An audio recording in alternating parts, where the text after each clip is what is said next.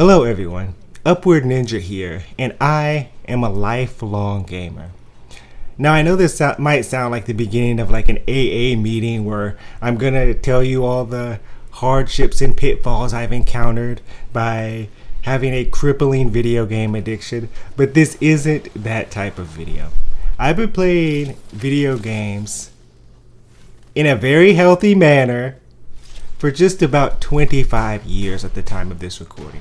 I have a lot of memories, good and bad, when it comes to this hobby. From being yelled at as a kid for avoiding the sun in favor of playing Blinks the Time Sweeper on the original Xbox. If anybody knows what that is, I will be shocked and appalled, but a little bit of me will like glow inside. And you might get like $1. Anybody who knows what that is, you'll get $1. You could like explain the game to me in like 3 words or less or something. Also, I've experienced the glory days of Xbox Live online gaming. I've witnessed many highs and lows when it comes to the state of the gaming industry. I remember the first DLC I ever purchased, the Variety Map Pack in Call of Duty 4, for the price of 1,600 Microsoft points, aka 19.99 USD. I didn't have any issue with this at the time. I just thought, great, they're adding more to the game. If I could pay $60 for a game and then continuously get content forever with a small little fee associated with it, I'm fine with that. But little did I know this was the beginning of the end when it came to gaming. Fast forward some years, and the concept of adding paid DLC to an already fully priced game became more of a common practice, almost expected when you purchased a video game.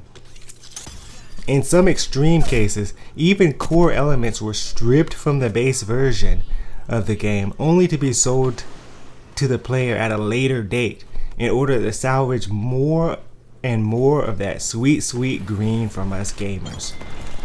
As if this wasn't bad enough, companies and intellectual properties were being sold to the highest bidder. But it wasn't enough.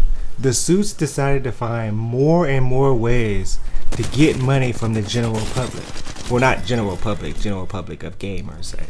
If somehow they managed to like drain money from just everyday people that don't even play video games, that would just be extremely evil, extremely insane, but at the same time it would be insanely impressive. But back to the point at hand, pure passion in game development was gone.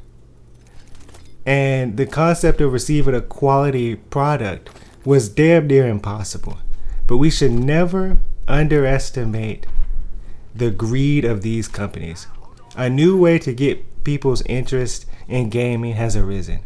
We all know that kid who has dreams of being a professional athlete, but he did not have the resources, the opportunity never presented itself, and that time has long passed. Well, worry no more. Anyone could make money by playing video games. And you better believe these companies wanted to tap into that professional sports money. I remember growing up myself, and almost all of the group of friends that I played video games with, aka the elite gamers, thought we were going to get signed to a team by just playing the game from the comfort of our home, climbing the leaderboards. And it's almost like, we're going to do the sports analogy here. It's almost like that fairy tale story of like the kid played basketball at the YMCA or his local rec center or whatever, and shooting hoops, and he's out here scoring 30-40 points, just miles ahead of everybody else. And then a scout says, hey, come here kid, I got something for you, a contract, you're going straight to the league. So we thought kind of like the same thing would apply to gaming. Obviously it's not. You have to have a manager, you have to be traveling, going to tournaments, there's all this crazy stuff. But we were dumb kids, and dumb kids, of course, is the core audience when it comes to making money in almost every field, by the way, not just gaming. But anyway, gone were the days where playing games was just a fun thing. Drop in, drop out games almost instantaneously died, and the concept of party chat being introduced destroyed the fun factor that came with open lobbies and meeting new people, and everybody just wanted to be a pro. Any true aspiring professional already had a group of friends that they would strategically talk in these pre-made chat rooms. So for us, the party chat disappearing wasn't that big of a deal, but the social aspect of gaming was dead, and we just went along with it like the good little sheep that we are. But anyway, the concept of fun was gone, like I just said. Really, at this point, I noticed that it was just either kids chasing esport dreams, sometimes even adults chasing esports dreams. Mics were no longer included in gaming consoles. Pro players would be a shot to stardom. And people resorted to YouTube videos and other methods in order to determine optimal builds, strategies, combos, exploits, etc. Right? This was a period that saw an influx of players who simply wanted to be the best at what they do. This attitude slowly became more and more present. It still exists to this day. In fact, it's so prevalent that oftentimes casual players who have other responsibilities or simply chose to not dedicate their lives to a certain game are just seen as fodders for the pros or aspiring pros, whatever you want to call them. In this age of content creation, high-level players even hop into casual games, which is typically made for less skilled players. And they do this to clip farm for their YouTube channel, Twitch stream, whatever you want to call it. The current state of gaming is trash. And this is all due to, of course, corporate greed in combination with tryhard/no-life players chasing the pipe dream of becoming a millionaire from content creation. So what is the point of this video? Is it just me getting my thoughts out, rambling, therapy session? Or maybe I just got destroyed in a game and want to vent? It's almost all of the above. And there's a YouTuber that I watch, great man, and his whole mission statement was to save gaming. And this is just me like putting kind of like my smoke signal, my bat signal in the sky, trying to get some other people's thoughts on the current state of gaming. What can be done to save gaming, fix gaming?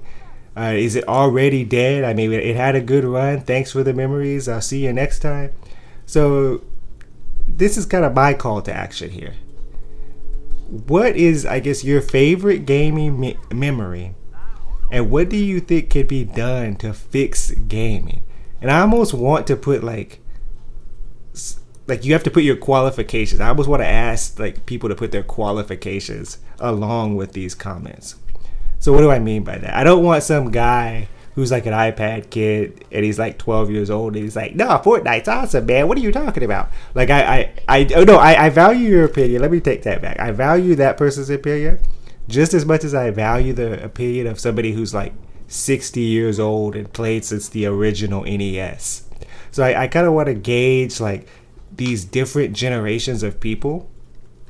I want to see how they're feeling about the current state of gaming and if there's a radical difference. Because I've been proven wrong or surprised in the past, and I'm of course open to that. If a 12-year-old Fortnite iPad kid goes back and plays like an older game and thinks it's awesome and he wants to go back to those days, I mean that's great. And then if a 60-year-old guy comes forth and he loves Fortnite and he loves spending V-Bucks and he loves endless DLC and he loves being fodder for some pro player on Twitch, I mean, that's great too. This video got a little bit rambly, but at the end of the day, gaming means a lot to me. And I just want to see what other people are feeling about that. So I guess this is the beginning of like me just rambling on YouTube and getting people's opinions. I mean, this is what YouTube was really originally meant to be. I mean, it's not meant to be like this highly produced, highly corporatized, nonsensical, give me money type platform for just elite level YouTubers. It was supposed to be a place where people could just get online and essentially just make videos from the comfort of their home, and then they could kind of share common interests. And this might like lead me into a completely different video. So this is getting a little bit rambly, but I almost have tears in my eyes thinking about the days where you had video replies on YouTube. Like, do people even know what that is to this day? But anyway, I guess preview for the next video, possibly. Upward Ninja signing out.